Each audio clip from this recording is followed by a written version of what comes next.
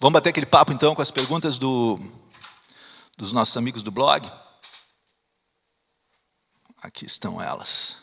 Então, o Fabrício é o cara que faz essa interface assim, e organiza esse blog. Muito legal, blog Rock 80 Brasil. Então, vamos lá. A primeira pergunta é, quem fez foi Dieter Otaviano de Oliveira, de Barbacena. Quando foi lançado Longe Mais das Capitais, quais eram as suas expectativas com o disco em relação ao sucesso? Pintava aquela dúvida, será que o público vai gostar da nossa banda e do nosso disco? Cara, parece que eu estou sendo assim, picareteando quando eu digo que a gente não tinha expectativa nenhuma, mas não tinha expectativa de sucesso assim como aconteceu, né? Comercial, tal, e isso, assim, comercial que eu digo é de sair daquele grupo que ouvia rock and roll, assim, foi um sucesso que pegou gente de várias tribos, né? E pegou de surpresa também a gravadora, né? É um papo difícil de explicar essa gravadora, hoje em dia é tão diferente, né? Mas na época eram assim, tinha essa... As gravadoras tinham os rankings de interesse deles, né? E tinha outras bandas nas quais eles levavam mais fé e tal.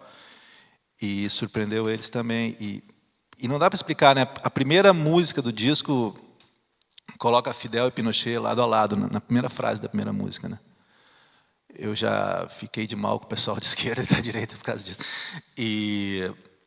Mas foi uma música popular, os caras meteram a música numa novela, vê só, não entendo muito bem o que tinha a ver, né? Mas, enfim. E também tinha Segurança e Sopa de Letrinhas, que já tinha saído numa coletânea.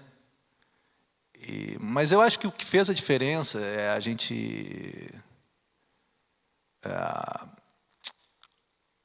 a força do trabalho em si, assim, a gente acreditava, não é nem questão de acreditar no trabalho, acho que todo mundo acredita no seu próprio trabalho. A gente era nosso trabalho, entendeu?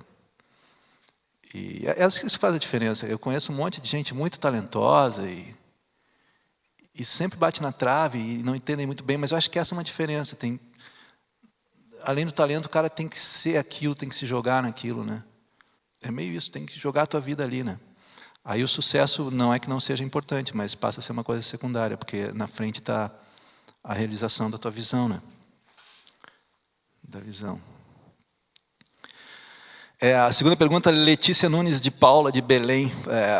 Sobre a letra da música Fé Nenhuma, ela retrata exatamente sua opinião em relação ao assunto na época em que foi escrita. Eu acho que ela revela mais da época do que de mim, assim, né? Era uma época de um certo niilismo e a minha geração ela é meio intermediária, assim. A gente pegou um pouco do fim da ditadura e o início da abertura, né? E eram tempos assim de transição, sempre são meio estranhos e sempre vindo cobranças ridículas assim. Então acho que Fé Nenhuma é um grito de independência, né? Obviamente não dá para se levar isso literalmente, né? Não há quem não acredite em alguma coisa, né? Mesmo os nihilistas, eles acreditam naquele vazio que eles criaram, né? Então não dá para se levar literalmente, mas nem na época eu levava literalmente, né? Agora, realmente, se tu for fazer uma leitura literal anos depois, tu pode fazer uma leitura diferente da minha, né? Mas o artista sempre corre o risco disso, então não tem como escapar disso, né? Eu acredito em muitas coisas hoje, tanto quanto eu acreditava na época, eu acho assim. Mas ela é uma música que dialoga com o espírito da época, entendeu? Tem aquela coisa niilista, aquela cobrança de engajamento e, bom, a letra está ali. Mas eu sempre falo nessa música, eu me lembro do Voice Box, que é o negócio que eu usei para tocar guitarra, que na verdade é o seguinte, é uma mangueirinha que sai de um falante, vem para o microfone, e ela fica aqui, o som do falante vem pela mangueirinha, a gente coloca na boca, e a boca acaba virando a caixa de ressonância. E eu quase ia montar hoje para tocar aqui, mas não faz muito sentido assim, sem banda, né? Mas foi legal porque eu tinha me esquecido que eu tinha em casa um Voice Box ainda, e não ia usar no disco que eu estou gravando agora, eu vou usar. Alô, Protásio, se você está assistindo essa Twitchcam, se prepare, porque vai ter Voice Box. O disco tem um bordado assim, entre as canções, algumas, não dá para chamar de vinheta, mas algumas fins de música vão se encaixando na outra, e eu tenho gravado algumas com vocoder, porque tem coisas que tem um pouco de letra, e essa eu vou usar o Voice Box também, que eu usei também na veia.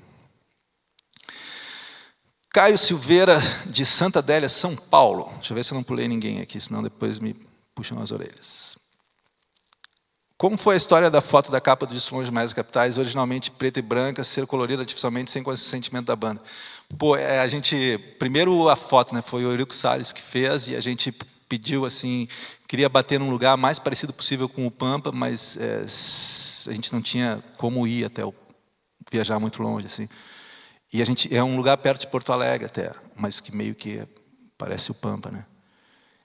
E era uma provocação também, porque o espírito da época era todo meio roqueiro urbano, né? As capas de discos, se for olhar hoje, são todas assim, grades, paredes de tijolos, pichadas e latas de lixo, beco, né? E a gente vinha com essa coisa meio pastoral, assim, pastoril, rural, né?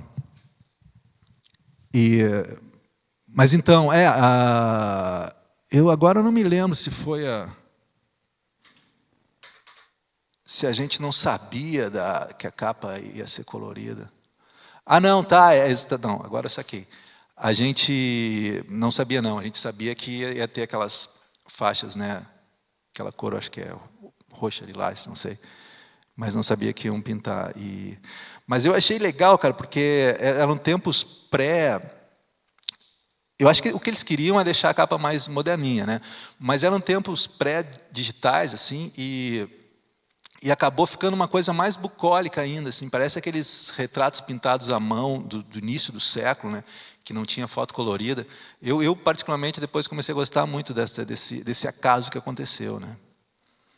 E acho legal, acho muito legal se vocês, quem tiver o Papo é Pop triplo, assim, é inacreditável como é grosseira aquela colagem do sofá, né. Hoje em dia qualquer moleque no celular faz uma montagem muito melhor em 5 segundos, mas eu gosto dessas tosquices, assim, né? É quase que colado com durex, né? Mas esse caso do lance da capa, eu acho que foi um acaso que a mim particularmente agradou, assim, acho que acrescentou, deixou a capa, ficou mais a ver até. E quando a gente está numa indústria grande, como eram as gravadoras, né? Tu não pode depender de muitas sutilezas, assim, né?